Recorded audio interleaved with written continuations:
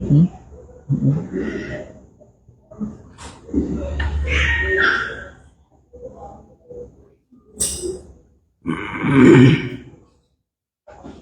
بالله من الشيطان الرجيم.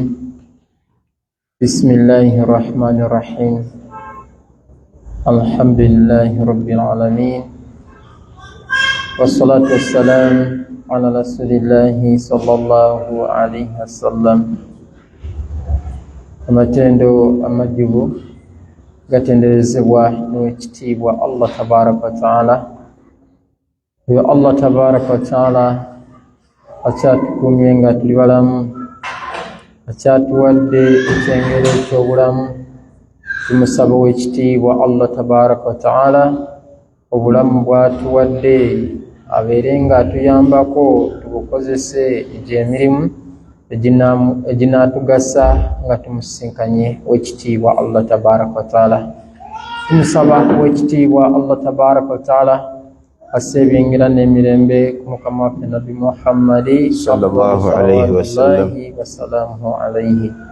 Yafuuka ensonga okuba nti nze nammwe alhamdulillah twenyumiriza mu bujjuvu bw'ekyengera kino ddiini Busiraamu.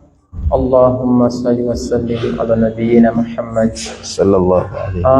Olwaleero lwakusatu mukimanyi nti tubeera ne porogulaamu yaffe ey'okubeera nga Sheikh Abasi Director wa Mukono Islamic Institute abeera nga yanukula ebibuuzo ebyo tuba tumubuuziza.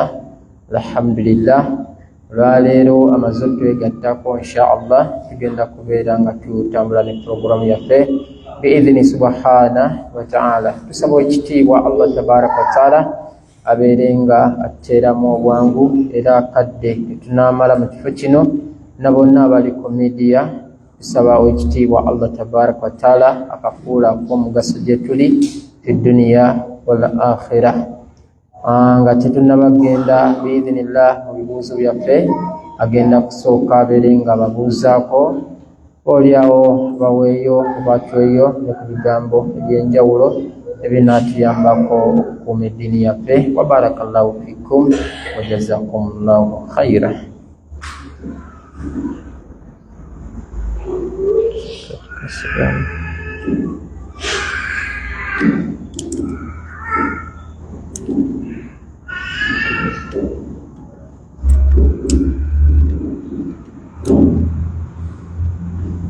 إن الحمد لله نحمده ونستعينه ونستغفره. أعوذ بالله من شرور أنفسنا وسيئات أعمالنا. من يهده الله فهو المهتدي، ومن يضلل فلا هادي له. وأشهد أن لا إله إلا الله وحده لا شريك له، وأشهد أن سيدنا وحبيبنا ومولانا محمد رسول الله. اللهم صل وسلم وبارك وعنعم على رسول الله صلى الله عليه وآله وسلم. أما بعد، أبتوليزم السلام عليكم ورحمة الله وبركاته. وعليكم السلام ورحمة الله وبركاته. يبزوا الله وفي atenderezebwa Allah n'amatenda agamugwanira. Tumusaba Allah sokusaasira kwe ku nabbi waffe Muhammad sallallahu alayhi wa alihi wa sallam. Mbakuutira nga seereseeyo ku kya Allah n'okwagala obusiraamu. Bannange, Allah tukolera bingi nga teriyo muntu kyasobola kubeerako na bufuzi ku mubiri gwe kibeere kirungo. Allah wakyetaagira kitwala, gabeere magezi. Allah wageetaagira agatwala, waba yagadde gatwala agatwala. Kubeere kuwulira ow'ekitiibwa Allah tabaraka wa taala asobola okujja ku muntu, kubeere kwogera. Allah subhanahu wa ta'ala asobolera ddala bulungi okutwala okwogera kw'omuntu. Nabiyullah زكريا عليه الصلاة والسلام. زكريا وجتب الله تبارك وتعالى يمجكو كوغير النقصة لكي كابوني لا كالاغانت يغند فنو موان. قال ربي جعل لي آية الله انكسبون با كابوني لا كالاغانت يغند فنو موان بيت يحيى.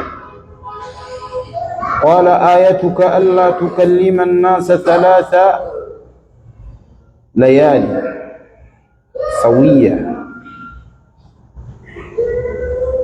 nkuwadde akabonero togenda kwogera n'abantu 3 ayyaali illa ramza okujjako ng'olaza bulaza.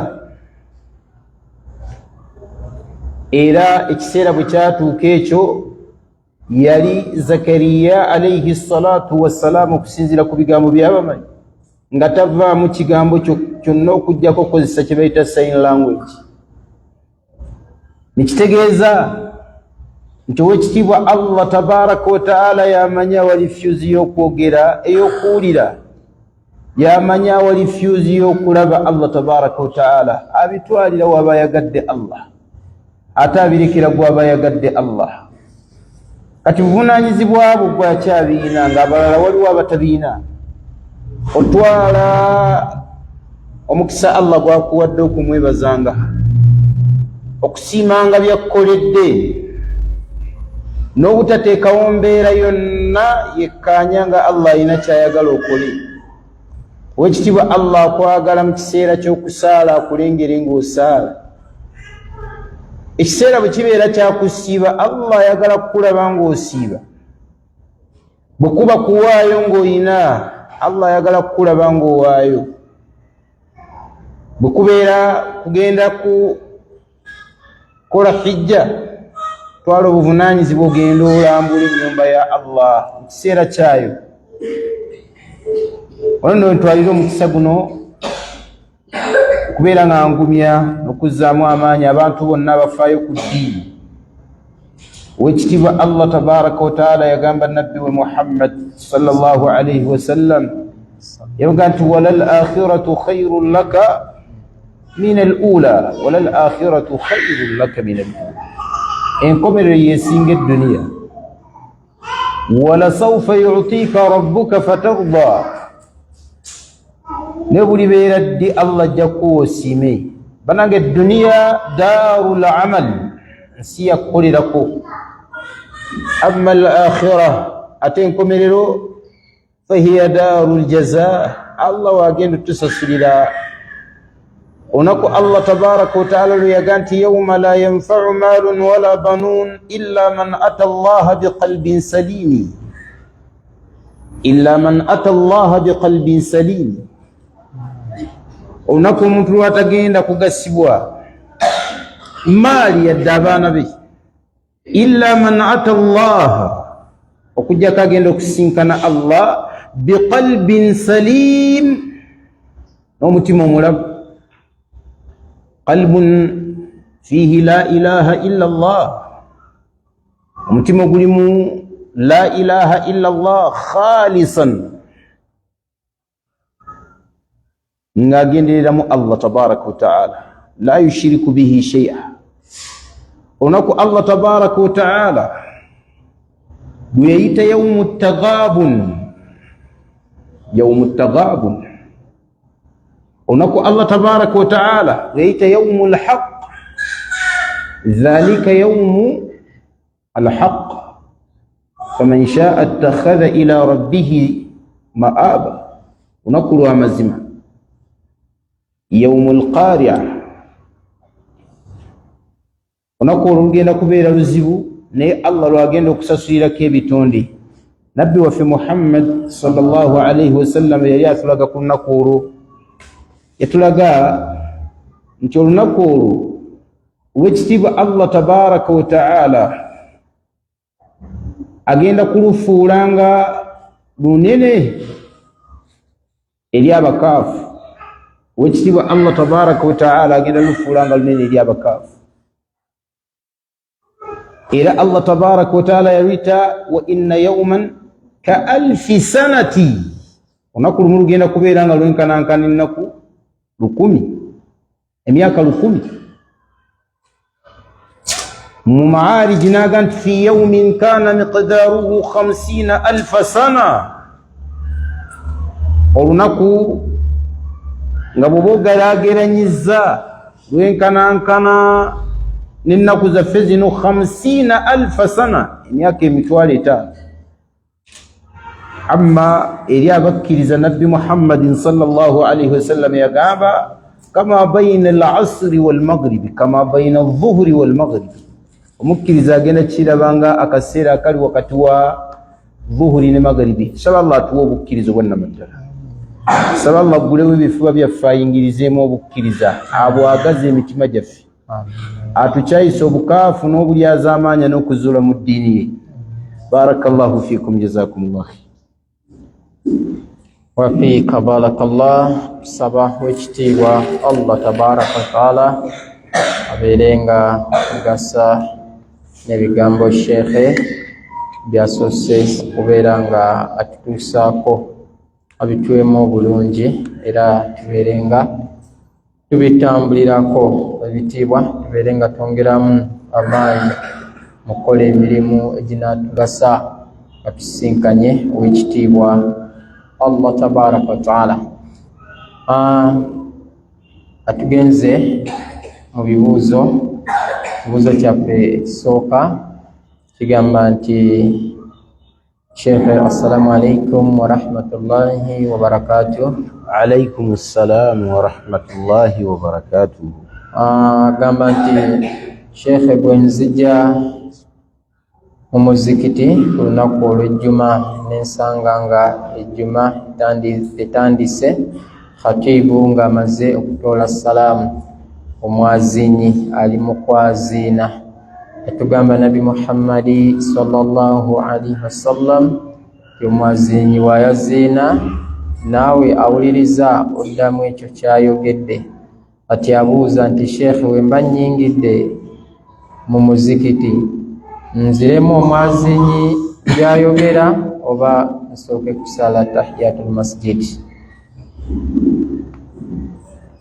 Ekituufu nabbi waffe Muhammad sallallahu alayhi wasallam yayigiriza agati idha adhana almuadhinu, omwazinyi bw'aba yaziina faqulu mithla ma yaqulu almuadhin, muddeemu ng'omwazinyi bw'aba agambye.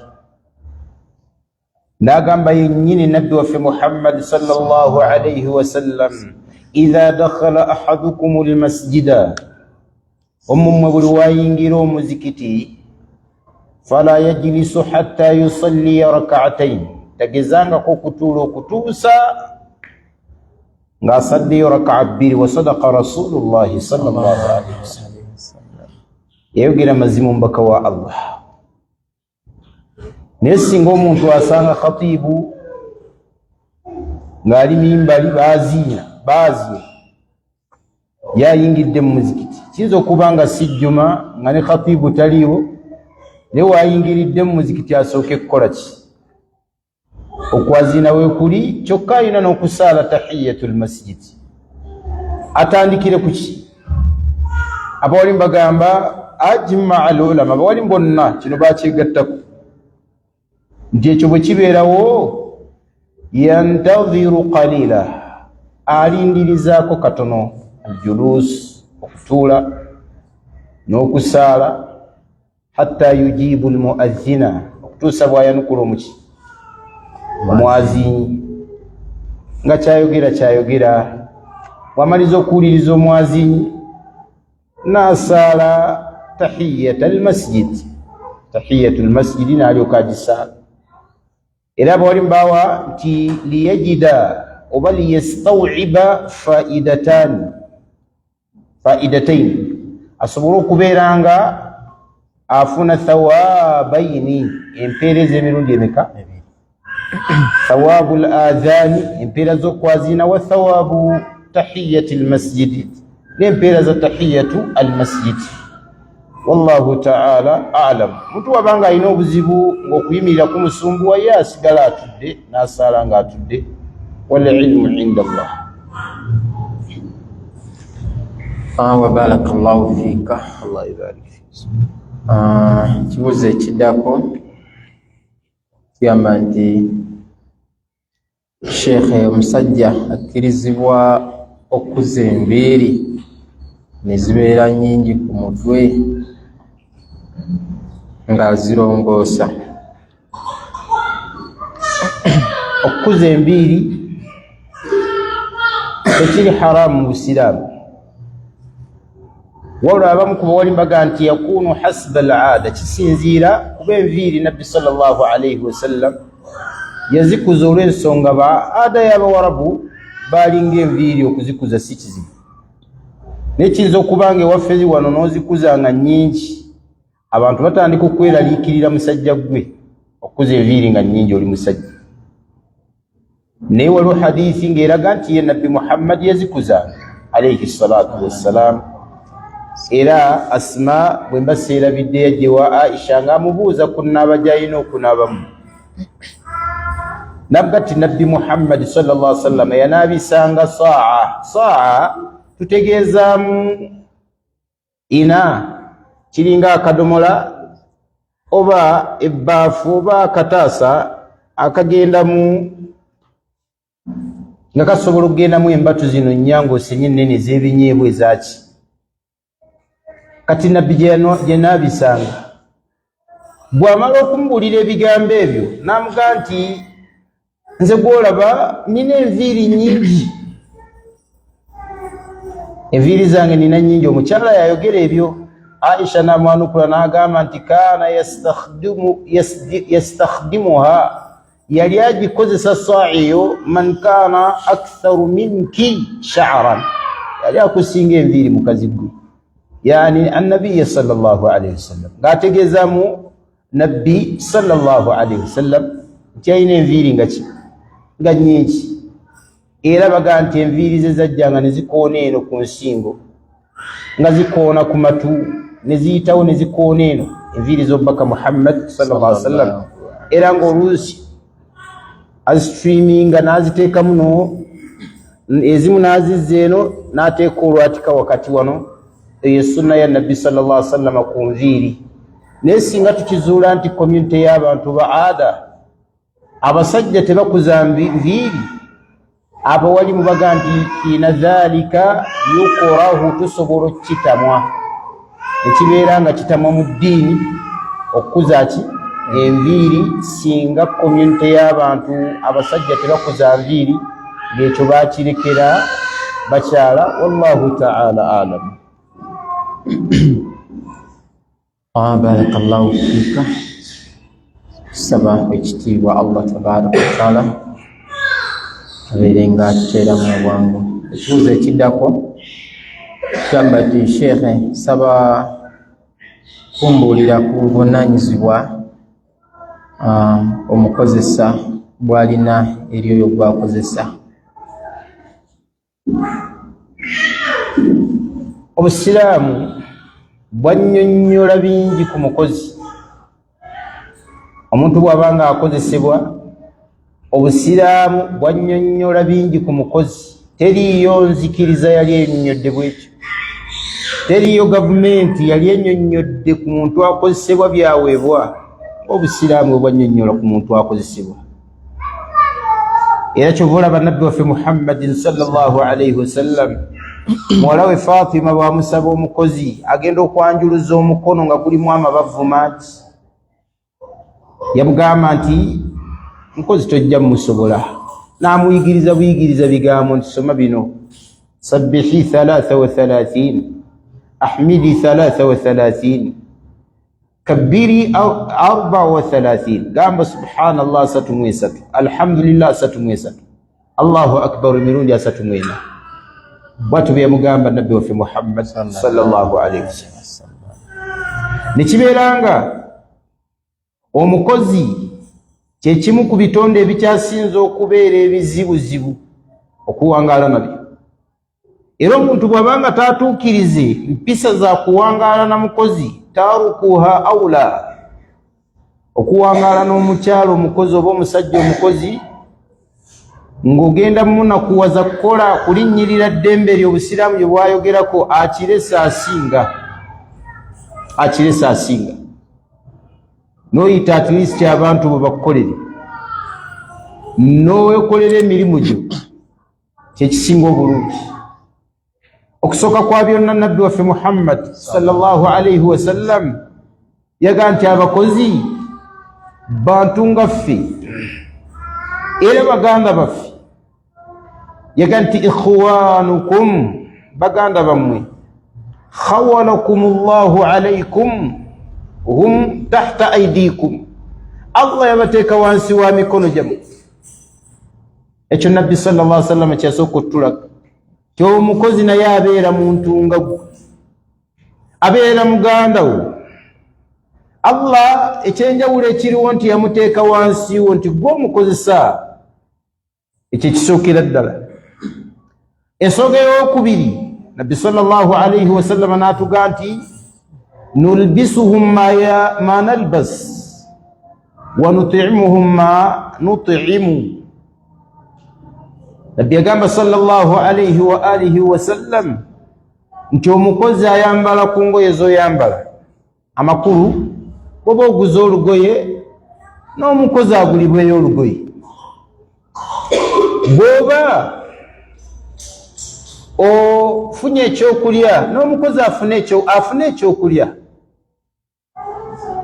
Kyova olaba nabbi waffe alayhi salatu wassalam yaga tulbisuhum, mubambaze bwe mubanga mwambadde, watuti'imuhum, mubaliise bwe mubanga mulina kye mulidde. Era nabbi sallallahu alayhi wasallam n'agamba ku mukozi ensonga ey'okusatu nti yenna akozesa omukozi twala obuvunaanyizibwa okulaba nti by'omukozesa bigwanidde, bijja mu maanyi g'alina. Oleesa awaka akaana kato n'okatikka kasiimuule ennyumba, tokomyawo koze entuumu y'engoye bweti, tokomyawo okawadde kompawundi kagirongoosi, tokomyawo kanaaze abaana, n'okawa emirimu, kawaate emmere kagiteekeko kaginyige, naye ng'olaba tekasobola kubikola ebyo byonna, ate n'okomawo nga tekabimaliriza n'oyomba. Nabbi yagamba sallallahu alayhi wasallam ikhwanukum khawalahumullahu alaykum tahta aydikum idha amartuhum bishay, bwembeerako ne kye mubalagidde fa'muruhum bima yutiqun, mubalagire bye basobola. Bwe muba mubalagidde bye batasobola, yagamba nabbi Muhammadin fa'ainuhum alayhi, mubayambeko abakozi abo. Bw'olabanga entuumu y'engoye ennene, jangu omuyambeko, era y'enkola y'obusiraamu entuufu. Omukozi bw'abanga engoye tazitukuza kuzooza, leka ate kuyomba kuleekaanira waggulu ekyalo kyonna kitegeere ng'omukozi we bw'atamanyi kwoza ngoye. Neteekawo embeera eyigiriza omukozi oyo ti munnange wano bakunyawo bwe bati, wano wasinga okuddugala, boozaawo bwe bati. Bw'oba oyagala esseppiki zino zitukule, ofuna kasitiiru waya n'oteekako kasabbuuni n'okuuta n'oyigiriza omukozi enkola entuufu. Bwe muba balagiranga ebyo kola bye batasobola, mubayambeko. Bw'atu bwe yagamba nabbi Muhammad sallallahu alayhi wa alihi wasallam. Omukozi tebamuboggolera, ye sunna y'obusiraamu, tebaboggolera mukozi yadde okumuvuma. Anas bin Malik y'omu ku bakozi b'omubaka Muhammad sallallahu alayhi wasallam ne Rabi'atu bin Ka'bi al-Aslami be bamu ku baaweereza omubaka Muhammad alayhi salatu wassalam, baatujjirayo ekifaananyi ekituufu omuntu gye yali badde. Anas bin Malik agamba nti khadamtu rasulallahi sallallahu alayhi wasallam 10 sana, nakolera omubaka Muhammad sallallahu alayhi wasallam emyaka 10. Wallahi ma lamani, teyannenyako, wama qala lima lam taf'alu dhalik qat, nabbi teyagamba ku lwaki kino tewakikoze lwaki kino ngeri ennenya wala sabbani mu riwaya bwatu yaga teyanvumako omubaka Muhammad sallallahu alaihi wasallam yadde okumboggolera naye kimu bibiri omukozi alina kyakozeeko kitono bweti oli n'alyoka ayombesa omukozi nayombesa omukozi ate ennyombo teziggwa buli wamutunuulira bwati mbu obusungu bweyongera enkola efaanana bwetyo si ya busiraamu okudda ku mukozi n'otandika okumwogerera ebigambo oluyombo teruggwa ate enkola efaanana bwetyo si ntuufu mukozi ekintu ekyali tetumukolera amateeka g'eddiini gagamba ndi naatif alaihim tubakwatibwa ekisa okutegeera nti nabo bantu ngaffe balina omusaayi ngaffe bye twagala okwetuusaako nabo beetaaga okubyetuusaako aha huwa Rabi'atu bun Ka'bi omukozi wa nabbi Muhammad sallallahu alaihi wasallam gwe bayita Rabi'a mutabani wa Ka'bi agamba nti nali mukozi w'omubaka Muhammad sallallahu alaihi wasallam fajaani yawman nabbi Muhammad sallallahu alaihi wasallam najja gyendi olunaku naga nti ya Rabi'atan ala tatazawwaj Rabi'atu bin Ka'b al-Aslami geti ya Rabi'a wange go Rabi'a ala tatazawwaj Rabi'a towase Rabi'a namugati mbaka wa Allah inni la utiq azwaj sobola kukola ki kuwasa byenalabisa omukyala sibiina ate ndabanga bwe naafuna omukyala ajja kunjigula nekerawo okuweereza gwe omubaka wa Allah tabaraka wa ta'ala sallallahu alayhi wasallam nabbi najja ogwokubiri namuga nti ya Rabi'a ala tatazawwaj lwaki towasa namuddamu statement yemu nagati omubaka wa Allah siina busobozi bwa kuwasa naye nga mukozi wa nabbi Muhammad sallallahu alaihi wasallam siina busobozi bwa kuwasa ate ndaba bwe naawasa ngenda kuyinulwa nneme kukola nneme kuweereza omubaka wa Allah Rabi'a n'atuula wansi n'agatta omubaka wa Allah njagaliza bulungi bw'anaddamu okuŋŋamba ngenda mugamba nti ye nzikiriza omubaka wa Allah nabbi sallallahu alayhi wasallam yajja gyali n'amuddamu statement namuga nti lwaki towasa namuga nti naam nzikiriza omubaka wa Allah bala ya rasulallah nabbi n'amugamba Rabi'a n'amuga nti mbuulira gye mba ŋŋenda mpase nabbi n'amulagirira namuga nti genda ku nnyumba gundi mu maka ga gundi obagambe omubaka wa Allah tabaraka wa ta'ala sallallahu ala rasulillah sallallahu alaihi wasallam egati omubaka wa Allah sallallahu alaihi wasallam andagidde nzije gye muli mumpe omukyala oba omuwala ali mu nnyumba era baali bagezi nnyo bagamba tetusobola kuzzaayo mubaka wa Allah gwatumye ng'amutumye kujja kuwasa wano kitegeeza ki nabbi waffe Muhammad sallallahu alayhi wasallam yali atuulaawo n'alowolereza n'ebiruma abakozi n'abituyigiriza alayhi salatu wassalam mukozi nga gwe bw'oyagala okubeera n'omukyala naye mwetaavu mukozi nga gwe bw'oyagala okubeera n'omusajja naye mwetaavu bw'atyo bwe yalaba nabbi waffe Muhammad alayhi salatu wassalam nefe olwaleero abakozi baffe empisa gye tubayisaamu wallahi bingi ebikwatagana ku bakozi nabbi sallallahu alayhi wasallam yatuuka okugamba mu hadithi naga nti singa bakuleetera emmere ng'omukozi waali awo yega nti kwatako lukuma bega ekitole ky'emmere kwata ekifi ky'ennyama fa at'imuhu osooka omuliiseeko kubenga kyekisinga okubeera ekijjanjaba gyo muliiseeko ku mmere eyo gyakuweereza kwata omuwaalyeko bwatu beegiriza nabbi waffe Muhammad alayhi salatu wassalam barakallahu wafiika barakallah kibuzo ekiddako kigamba nti Sheikh kikkirizibwa omukyala okunywa emumbwa ng'ali lubuto?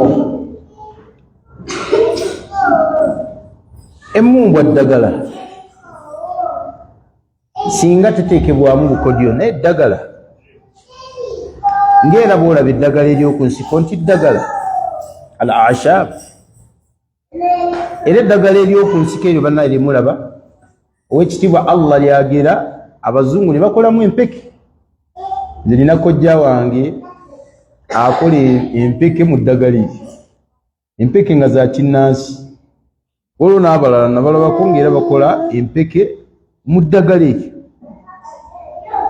Naye okubeera nga bali babifudde ne babiteeka mu mpeke, ono n'abiteeka mu fomate ya ttaka, ate n'ettaka nalyo ddagala busiraamu.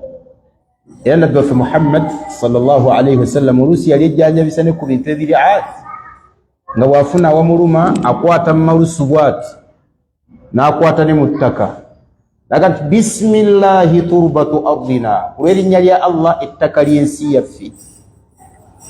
Biriiki ba'dina, n'amalusu g'abamu ku ffe n'ateeka awamuluma bw'ati oba awaluma omuntu bw'ati awali obuvune. Yushfa saqimana istakimuna, Allah awonya n'amalusu n'ettaka ebirwadde byaffe biizni rabbina, ku lw'obuyinza bwa Allah tabaraka wa ta'ala. Kati omukyala bwaddira emumbwa n'ateekamu eddagala lye, tekiina buzibu bwonna ebbanga lyamala nga tataddeeko bukwakkulizo oba nga tataddeemu biri haramu. Ebiri haramu nga ki? Ng'omuntu okuddira obukyafu n'abuteeka mu mumbwa, ekyo kiri haramu. Ng'omuntu okugamba nti omala gyebakako emirundi 3, omala giteeka mitwetu, tesobola kukola, omala kuwandako bulusulusu emirundi 5, ekyo si kituufu. Ne bw'abanga musajja wattu mukyala wattu, tubamanyi abakyala abalungi abakola ebyo, era ng'eddagala eryo baaliyiga nga tekuli bukwakkulizo. So ow'ekitiibwa nabbi waffe mu qaida y'eddagala yagamba ma anzala Allahu da'an illa wa anzala ma'ahu dawa. Allah tasobola kuleeta kirwadde okujjako ng'akireeterako eddagala lyakyo. Alimahu man alimahu wa jahilahu man jahilahu. Eddagala obulwadde eddagala lyabo nze nyinza okuba sirimanyi, naye ng'oli omukyala awangaalira eri wansi lyabumanyi. Oyinza okuba nga nze simanyi ddagala naye ng'omulala alimanyi, nga gwe tolimanyi nga nze ndimanyi. Bw'atyo nabbi bwe yagamba alimahu man alimahu wa jahilahu man jahilahu, kama jaa fi sunan abi daud fi musnad, nga bwe kyajja mu sunan nga nabbi waffe Muhammad sallallahu alaihi wasallam ayigiriza ebigambo. Barakallahu fiika. Kibuzo ekiddako kiyamba nti Sheikh nsaba kunnyumizaako basajja abali mu Qur'ani, Allah bayogerako kabaka waabwe beyagaana okunywa ku mazzi olw'omugga gye baali balaga ne baagutuukako ate bo ne baganywa. Ekyafaayo kiwanvuwanvu kiri mu suratul Baqara. Owekitiibwa Allah tabaraka wa ta'ala agamba alam tara ila almala'i min bani Israil min ba'di Musa, abaffe tulaba ogubinja gw'Abayisirayiri nga Musa yavaawo dda. إذ قالوا لنبي لهم ابعث لنا ملكا, bagamba nabbi waabwe tuwe kabaka. Bannabbi baabwe abasinga obundi baali si balwanyi, ne bagamba nabbi waabwe ib'ath lana malika, twagala otufunire kabaka, nuqatil fi sabilillah, tulwane mu kkubo lya Allah. Nabbi waabwe baali bamuyita Shamuun min anbiya'i bani Israil, bannabbi b'Abayisirayiri. فقال لهم نبيهم, نبي وابي يبقى قال هل عسيتم إن كتب عليكم القتال ألا تقاتلوا, Allah ayinza okubawandiikako okulwana mu kkubo lya Allah ne mulemererwa okulwana. Qaalu ma lana alla nuqatila fi sabilillah, bagamba nabbi waabwe nti tuyinza tutya okugaana okulwana mu kkubo lya Allah, wa qad ukhrijna min diyarina wa abnaina, nga twafulumizibwa mu nsi yaffe, ng'omusajja oli Jaalut atufulumya mu nsi yaffe n'abaana baffe n'abatulesa. Kakati bwe baayogera ebyo, Allah yagaa nti falamma kutiba alayhimul qitaalu tawallaw illa qalilan minhum, bwe babawandiikako okulwana mu kkubo lya Allah badduka emisinde, abaasigalawo baali bato. Faqaala lahum nabiyuhum, nabbi waabwe yabagamba inna Allaha qad ba'atha lakum Taaluuta malika, Allah tabaaraka wa ta'ala abawadde kabaka gwe mugenda okulwana naye bamuyita Taalut. Ate baatandika kujerega kabaka gwe baaba Abaisirayiri babiri. Allah atulungane. Ni bagamba nti anna yakunu lahu almulku alayna, afuna atya obwakabaka, wa nahnu ahaqqu bilmulki minhu, nga ffe tugwanidde okubeera bakabaka, Katonda yalironze bufi. Walam yu'ta sa'ata min almal, nga Allah teyamuwa na ssente, kabaka alina kuba mugagga.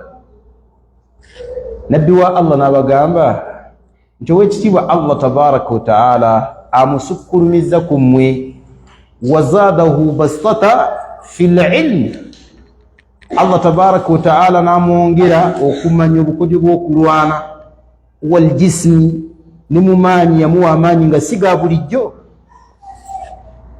وقال لهم نبيهم إن آية ملكه أن يأتيكم التابوت فيه سكينة. نبي وابنا بغامبا انت الله تبارك وتعالى كبني الكاباليت الدكا كلاغانت يكبك وانما الدلا أن يأتيكم التابوت أجن باليت الإنسان فيه سكينة مرمو بتبينكفو وبقية مما ترك آل موسى وآل هارون، نبي سيغاليروا بيا bantu ba Musa ne Harun, baganti nebisigalirwa bya Musa ne Harun. Tahmiluhu almalaika, bamalaika bagenda okujja nga basitudde essanduuki, era akabonero ako we kajja abantu ne bakkiriza okutyo kabaka avudde wani wa Allah. Akati Allah aganti falamma fasala Taalutu bil junudi, Taalutu bwe yamala okutuuka awali waliwo yamala okuva ku bantu be n'agenda n'ejje, kigambibwa ejje eryo lyali ly'abantu kanaana, abantu kanaana be yakuŋŋaanya, abaga nti baali basukka mu mutwalo. Falamma fasala Taalutu biljunudi, bwe yamala okuva eri baalina be baatuuka, Allah n'abaleetera ekigezo kya nnyonta mu lugendo lwe batambuliramu. Bwe baafuna ennyonta bagamba kabaka waabwe agenda okulwana nabo nti tufunira amazzi, kasitoli kabaka Katonda yakusindise, tufunira amazzi, twagala kunywa, tusalire amagezi.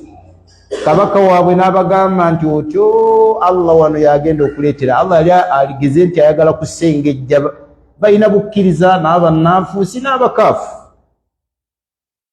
kubanga omuyolero gw'abantu abangi ebiseera ebisinga obungi la khayra fihim, tebatera kubeera mu bulungi. Ne kasita Allah ateekawo akasenge kwotegeerera abananywerera mu lutalo, abananywera nga bakola emirimu. Kyova bwekitiibwa Allah tabaraka wa ta'ala agamba falamma fasala Taalutu biljunudi, Taalutu bw'amala okweyawula ku bali n'agenda n'ejje, bano bamusabye amazzi, ennyonta ebaluma. Qala inna Allaha mubtaliikum binahari, Allah bagezesezza n'omugga guugwo mu maaso. Kigambibwa Allah yaguteekawo kuulu, abaga nti omugga gwaliwo ebbanga lyo.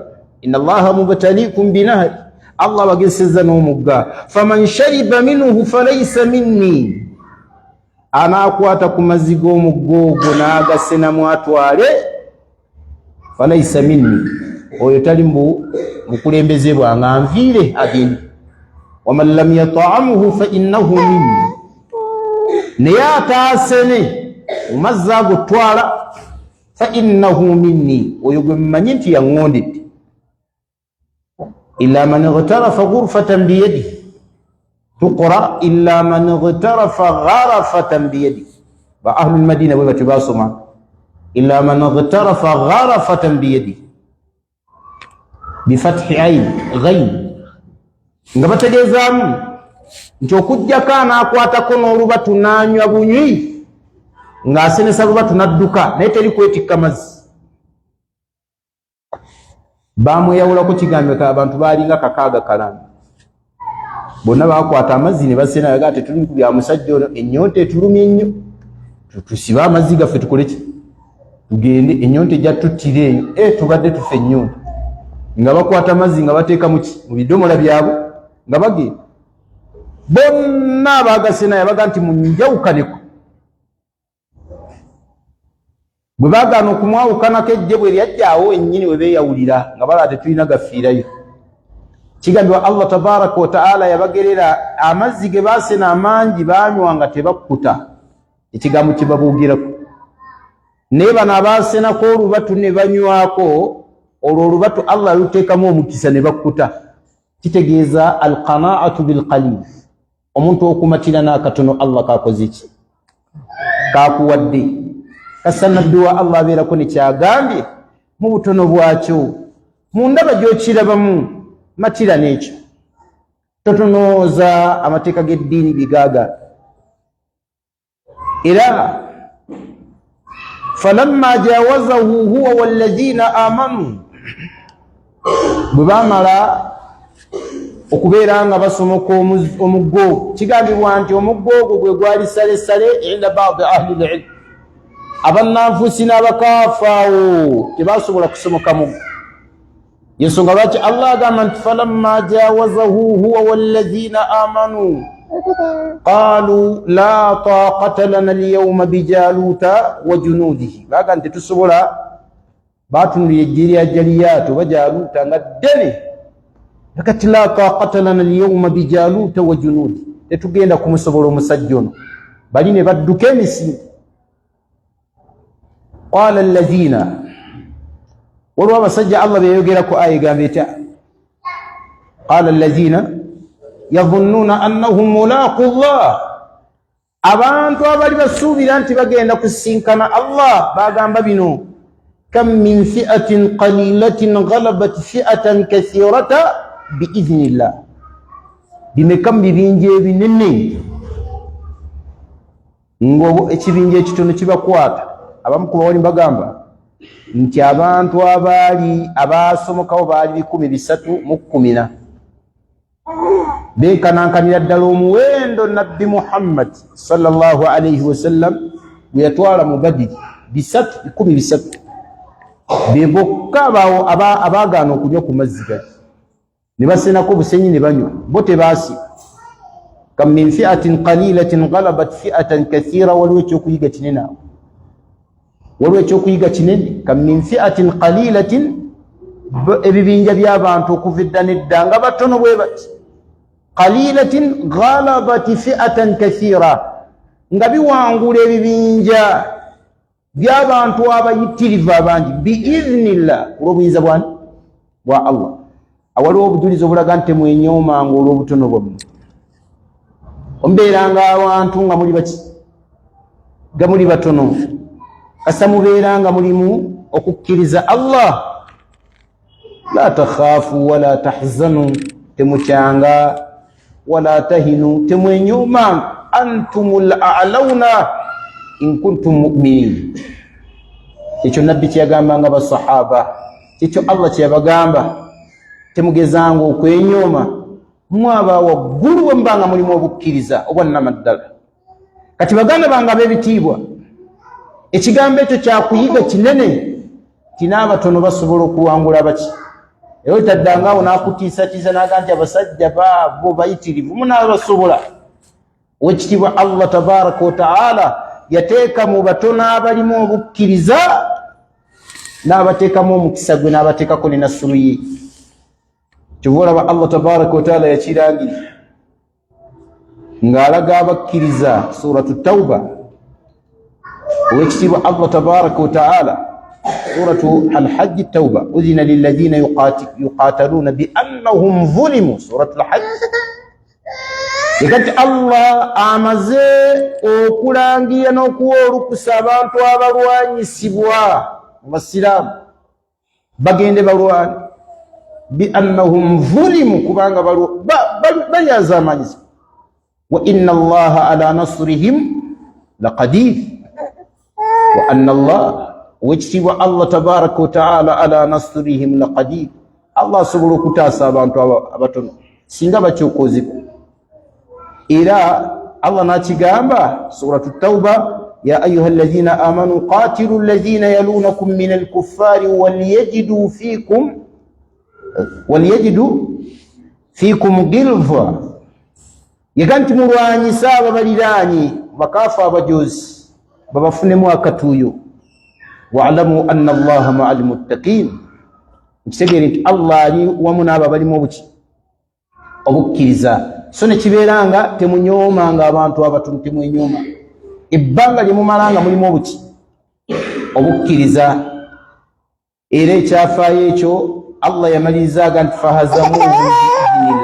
fahazamuhum biidhnillah babawangula ku lw'obuyinza bwani bwa Allah وقتل داود جالوتا نبي داود عليه الصلاة والسلام يومك بالي بكماندا باماني يومك بكماندا بالي باماني مجريا طالوت يا كبكو كتي داود ناقواتا جالوتا ناموتا يمتمكو متوي فآتاه الله الملك الله نامو وكبك وكفى نور داود عليه الصلاة والسلام نافوك ملك النبي kabaka atengani na nabbi wa Allah tabaraka wa taala ekyafayo bakigaziya nnyo naye ffe tukifunziza mu bufunda obw'ekika ekya waggulu nga twagala okugoba obudde naye nga kyafayo kinyuma ebimu ku byafaayo by'amaanyi mulimu obujulizi obulaga nti Daawudu alayhi salatu wassalam wajjuzijuzi nga nabbi Musa yagenda dda kubanga ekyafaayo ekyo mwe mwali Daawuda Allah tabaraka wa taala bwe yali akitandika yagamba ألم تر إلى الملأ من بني إسرائيل من بعد موسى إذا بياليون موسى يجين الدا ني داود الله تبارك وتعالى ناموغيري لكم كسيو والله تعالى أعلم بارك الله فيك وجزاك الله خيرا سبا وجتيوا الله تبارك وتعالى تويمو ebyokuyiga olw'obudde inshallah dakiika obusigaddeyo kino kigenda kubeera ekibuuzo ekisembayo inshallah bino bisigadde byetujja otandikirako biidhini subhana wa ta'ala omulundi ogujja kigamba nti sheekhe mirimu ki gye nnyinza okukola nenfuna okwesiima wano ku nsi ne ku akhira mirimu ki omuntu gy'ayinza okukola n'afuna okwesiima ku dduniya nabbi waffe alayhi salatu wassalaamu yayogera mingi ne tuyinza okukoonako emitonotono olw'obufunda bw'obudde mujjo yatulaga omuntu okukkiriza Allah obukkiriza obwannamaddala oluvannyuma n'anywerera obukkiriza obwo الصحابة يبوزان النبي صلى الله عليه وسلم من توقزاتي وكويسيما كل الدنيا نكو آخرة يقول قل آمنت بالله ثم استقم قل آمنت بالله ثم استقم وقالت إنك كريزان الله كريزا الله ثم استقم والفنما تبين كلا كدين نيوير لكتو جفاكو هذا كقول الله تعالى شفر راجيش قامتا الله إن الذين قالوا ربنا الله ثم استقاموا أو النبغانت لا إله إلا الله لا إله إلا الله إن الذين قالوا ربنا الله والنبغانت لا إله إلا الله محمد رسول الله ثم استقاموا وفنما نبني لكم الدين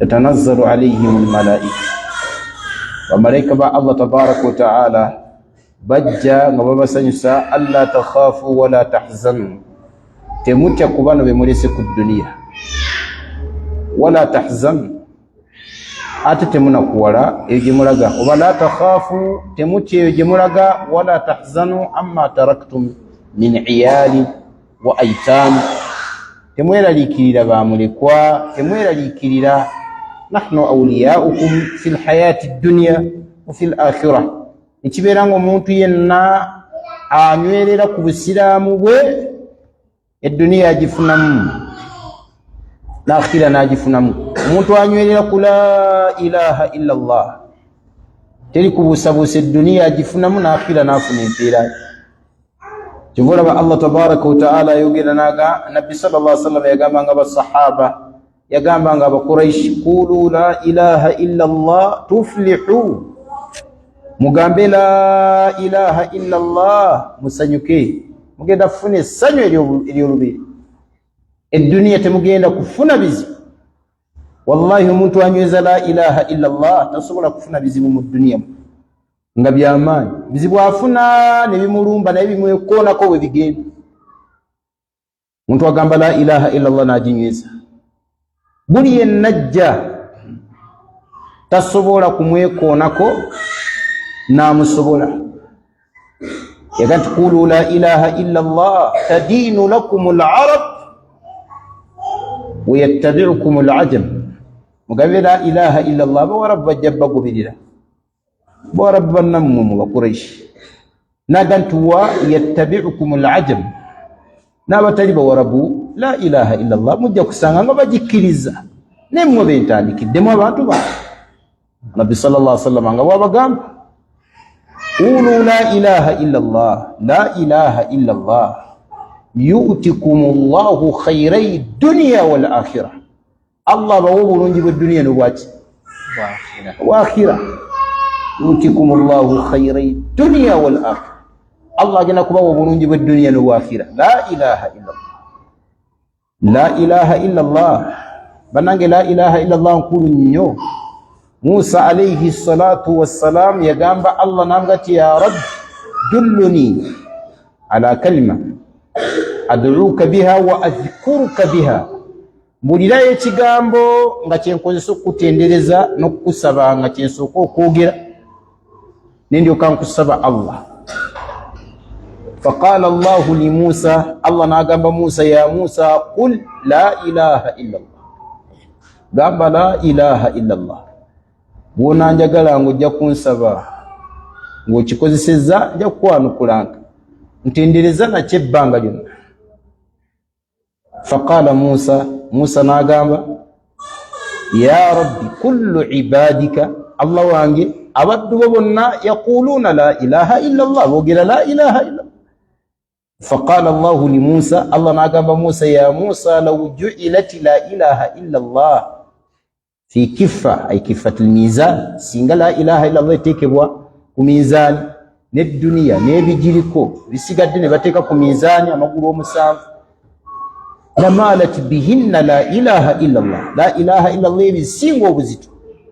kitegeeza ki okunywerera ku la ilaha illa Allah kigambo kikulu nnyo ewa Allah tabaraka wa ta'ala innal ladhina qalu rabbuna Allah thumma istaqamu fala khawfun alayhim wala hum yahzanun abagamba la ilaha illa Allah oluvannyuma ne bakinywererako qalaha aqwamun kathira bangi abagamba la ilaha illa Allah wama istaqama alayha illa alqalil batono nnyo abaginyweza bangi bawandagalako mubalaba gye bazungira sanga omusajja omukulu ng'azungira mu mbugo yasomako ku ddiini la ilaha illa Allah yamutabukako ne muwandagalako n'olaba omulala nga la ilaha illa Allah muwandagaddeko lwabalongo balongo bazadde abaana bazadde Allah bamuwadde balongo la ilaha illa Allah netagala omulala la ilaha illa Allah nemutagalako lwakweraguza yafunye akazibu la ilaha illa Allah netagala la ilaha illa Allah netagalo omuntu lwa mwana gwazadde mwana yafunye ebizibu subhanallah ala inna sil'ata Allahi ghaliyah ala inna sil'ata Allahi aljanna.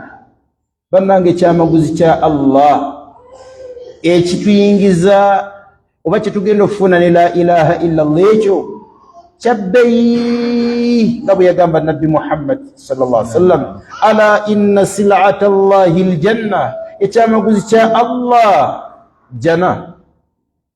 Ejjana tegulwa kusamira, ejjana tegulwa kusamira, ejjana tegulwa kweraguza, ejjana tegulwa kuzina balongo bakumala balongo, ejjana tegulwa ebyo.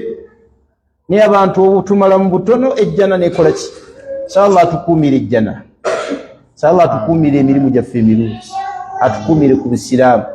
Barakallahu fikum, jazakumullahu khair. Ebirala bingi ebisobola okubeera nga omuntu waba byekutteko asobola okweyagala ku dunya ne ku akhira, naye kafaana dhalik kyetwogeddeko kimala. Wabillahi tawfiq, wallahu ta'ala a'lam. Barakallahu fikum, jazakumullahu khair. Wafiika barakallah. Sabangu ekitiibwa Allah tabaraka wa taala abeerenga atunywereza ku kigambo kya la ilaha illallah era tukikolereko. Olw'obudde insha Allah tetugenda kusukkawo, ebisigadde ebibuuzo ebyokutandikirako omulundi omulala biidhni subhana wa ta'ala. Tusaba ekitiibwa Allah tabaraka wa taala akadde ke tumaze wano abeerenga atusasula empeera esinga okubeera ennungi fi dunya wal akhira. Ne bannaffe abali ku media tusaba akadde ako tumuwaddeyo Allah abeerenga abaгаsanako fi dunya wal akhira. Tusaba ekitiibwa Allah tabaraka wa taala abeerenga tumalira byonna bitawanya ku dunya ne ku nkomerero. Wa barakallahu fikum wa jazakumullahu khaira. Assalamu alaikum wa rahmatullahi wa barakatuh. Alaikumus salam wa rahmatullahi.